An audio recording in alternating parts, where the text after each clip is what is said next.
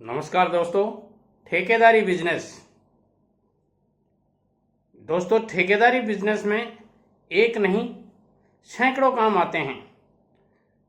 बात आती है कि वो कौन कौन से काम आते हैं जो ठेकेदारी के साथ साथ आपको स्वयं करने पड़ते हैं। केवल ठेकेदारी नाम देखने में बहुत छोटा सा लगता है, ये 4 अक्षर का नाम, मगर जब आप काम करेंगे तो इसमें हजारों काम आपके साथ में निकल के आते हैं। आज एक कमेंट है, जिस आदमी ने कमेंट किया है उसने अपने मोबाइल में नाम लिख रखा है मैरूफ टिप्स।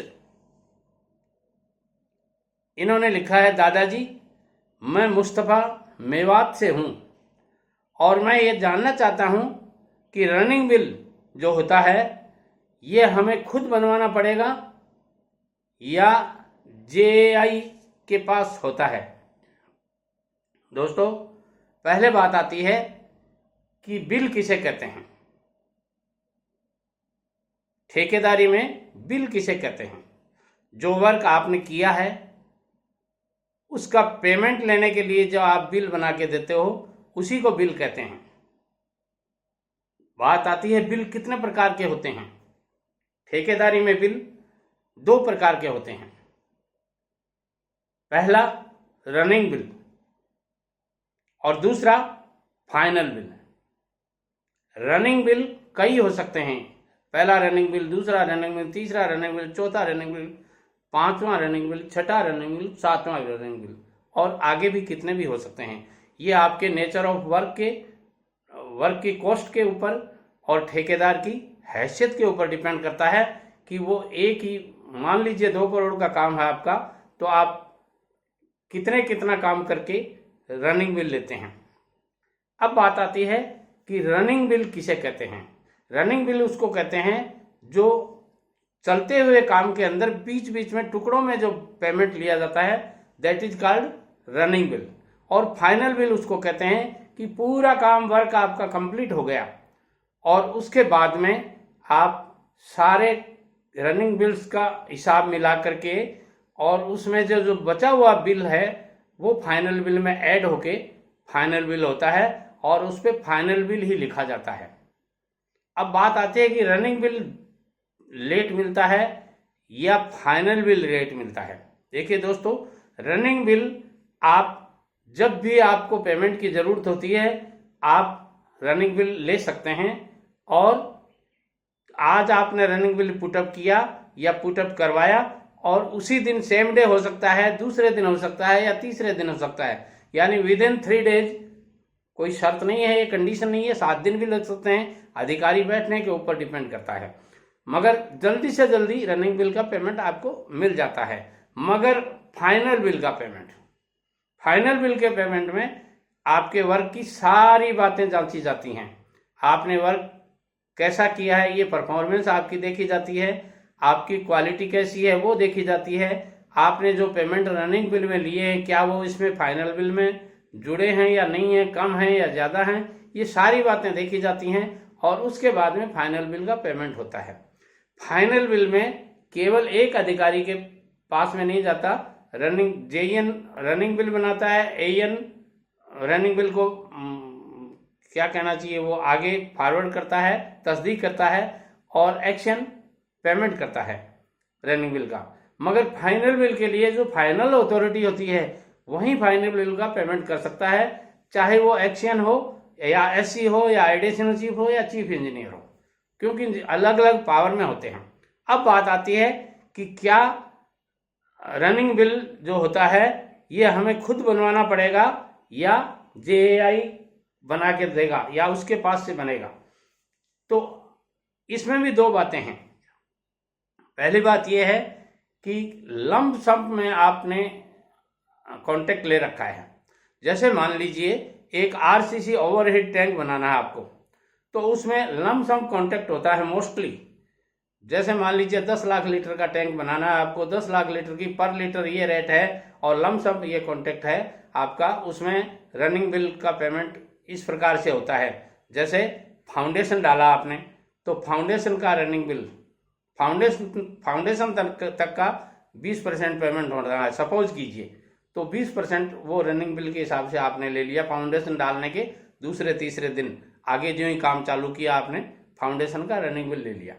अब दूसरा, मान लीजिए बीच में 4 ब्रेसिंग है, ब्रेसिंग बोलते हैं कॉलम जो खड़े करते हैं उसके 3 मीटर बाद में ब्रेसिंग आती है, बीच में जो साइड की बीम आती है उसको ब्रेसिंग बोला जाता है। वो 3 भी हो सकती हैं, 2 भी हो सकती हैं, 4 भी हो सकती हैं।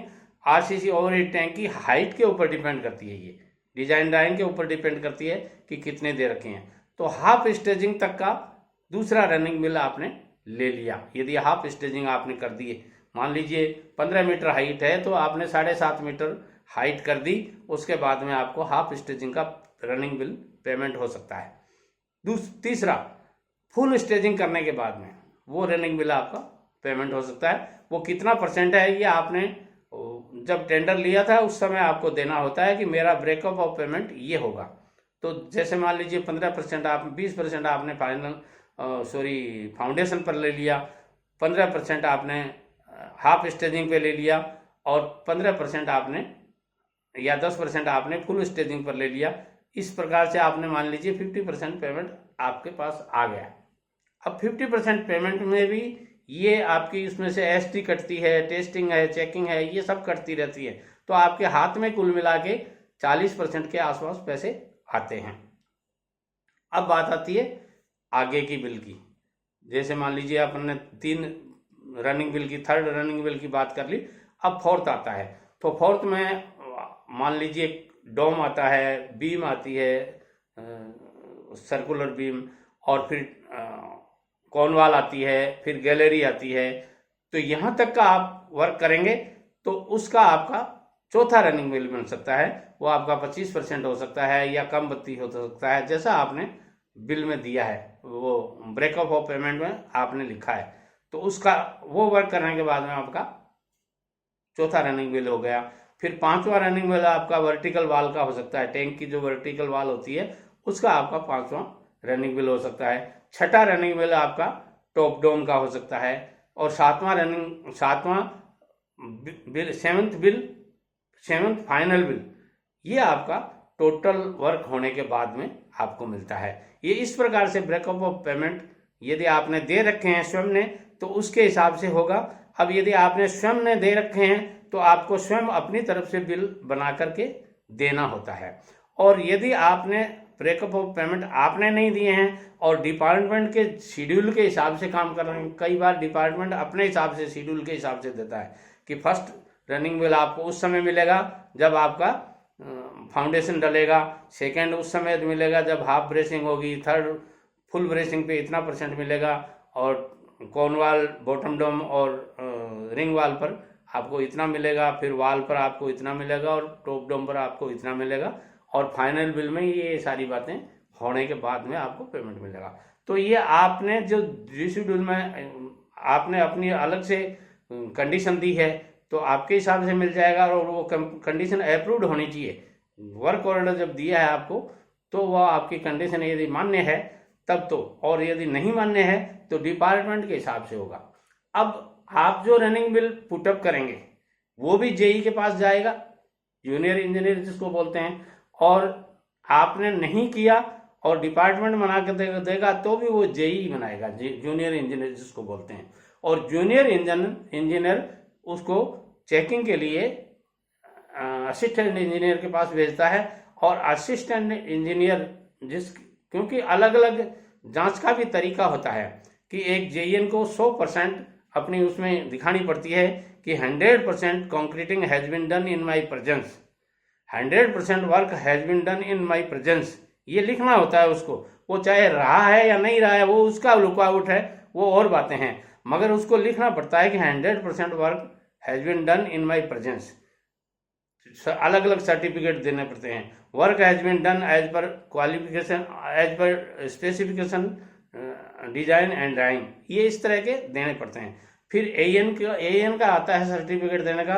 एएन को उसमें लिखना पड़ता है कि steel has been checked by me and found correct, concreting has been done in the presence of JEN, इस तरह वो लिख के और work has been done as per specification and design and drawing and satisfactory, ये सारा लिखना पड़ता है। और फिर वो रिकमेंडेशन करने के बाद में एईएन से, असिस्टेंट इंजीनियर जिनको बोलते हैं, वो अपना एक फॉरवर्ड लेटर लगाता है उसके ऊपर, और फिर वो अधिशासी अभियंता के कार्यालय में पुटअप करवाता है। अब अधिशासी अभियंता के कार्यालय में जाने के बाद में, हाँ बीच में मैं भूल गया, एईएन की चेकिंग इतना % होनी चाहिए स्टील की, वो दिखानी पड़ती है उसको। उसमें बार वो बीच में दिखाता है कि ये स्टील मेरे से चेक की गई, इनिशियल भी करता है, साइन भी करता है और मार्किंग भी करता है कि इतनी स्टील मेरे से चेक की गई। 100% की कोई जरूरी नहीं है, मगर कुछ % होते हैं, मुझे वो याद नहीं कितना % होता है। मगर बड़ा काम जब होता है तो एक्शियल को, एग्जीक्यूटिव इंजीनियर को भी स्टील की चेकिंग दिखानी होती है कि मेरे से 5% स्टील की चेकिंग की गई या 7% की गई, ये उसको शो करना पड़ता है। और उसके बाद में अधिशासी अभियंता उस पेमेंट को रिलीज करता है। अब बात आती है कि फाइनल बिल कब होता है। बात आती है फाइनल बिल की, तो फाइनल बिल भी इन्हीं श्रेणियों से निकलता है। इन्हीं तीनों आदमियों को बनाना पड़ता है बिल को। जेई को बनाना पड़ेगा, एई को असिस्टेंट इंजीनियर है उसको फॉरवर्ड करना पड़ेगा, देख के सारी जांच वगैरह करके आगे पुटअप करना पड़ेगा, और अधिशासी अभियंता उसको, पेमेंटिंग अथॉरिटी यदि अधिशासी अभियंता है तो वो पेमेंट कर देंगे, अन्यथा आगे भेज देंगे। इसी तरह से ये रनिंग बिल का पेमेंट होता है। नमस्कार।